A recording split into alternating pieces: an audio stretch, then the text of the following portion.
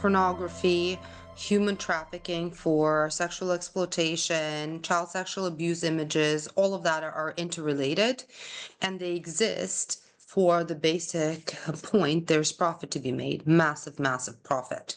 And this profit is made first by exposing our children to very harmful content to normalize exploitation and abuse. 88% of all pornography is extremely violent, so children are watching scenes of torture, which are being normalized. Girls who are exposed to pornography are vulnerable to human trafficking and other forms of violence and exploitation.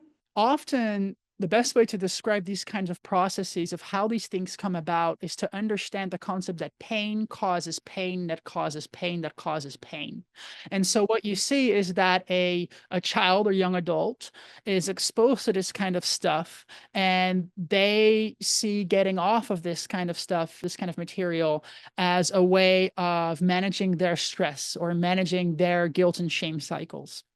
And because of that, they feel a need to watch more and more content. But there, of course, just like with any kind of drug, there is a point in time where that's not enough either. And that's where stuff that you do online can now switch and pivot to the need to actually do this in real life. And that's where, if this person has escalated to watching porn with pedophilia or those kinds of tendencies or kids having sex, all of a sudden this now can turn predatorial.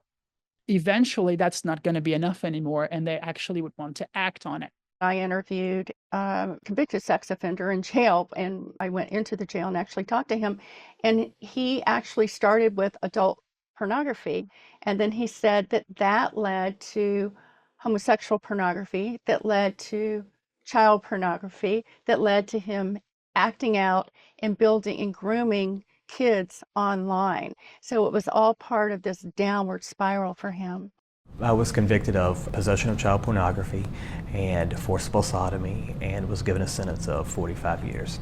In a 3-hour period of time, if I spent online, I would probably talk to 25 children. It would be my goal to find out what type of person it is that they were looking to speak to. So if it was a 13 or 14-year-old boy who was interested in speaking to a 13 or 14-year-old female, then I would be that female. There are millions of pictures online that you can download and send as far as this is who I am. When I went to my I went to my father's house on the weekends, he would take me to a bar.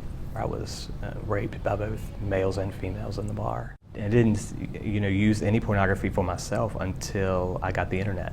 Initially, it was heterosexual, mild pornography, and then there comes a point where that is just not, doesn't satisfy anymore. I started to look at child pornography.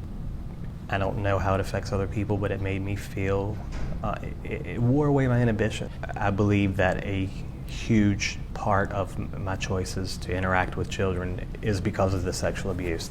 I would see children as peers instead of as an adult-child situation.